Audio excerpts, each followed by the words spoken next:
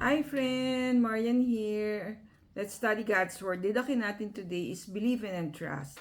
Yung Bible verse niya is from Ephesians 2 verse 8 and 9. For by grace you have been saved through faith, and this is not from you, but is the gift of God. It is not from works, so no one may boast. So, yung story niya ni the one who wrote today's story is Jewel Villarisco. So, ang story niya is about having a podcast, the Catechism in a Year. So, 365 days ito, and was rewarded of God's generous love. So, sabi niya, she encountered difficulty kasi she has other responsibilities, meron siyang worldly distractions and temptations. Yung struggle pa niya to surrender yung career niya. So, artist daw kasi siya eh. So, but, sabi niya,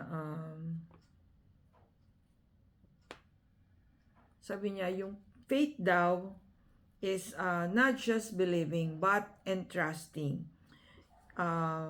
We have to entrust ourselves to this generosity with God's help.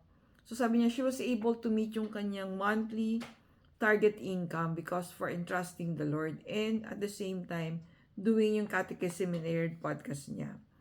So, when we let go, we give our hands to more of God's generosity. So, ano ba yung reflection natin today?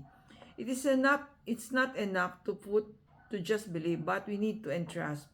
What do you need to let go into God's hands?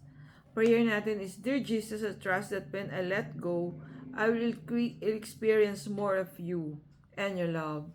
Stay safe, everyone. God bless you all. Thank you for watching. See you in our next video.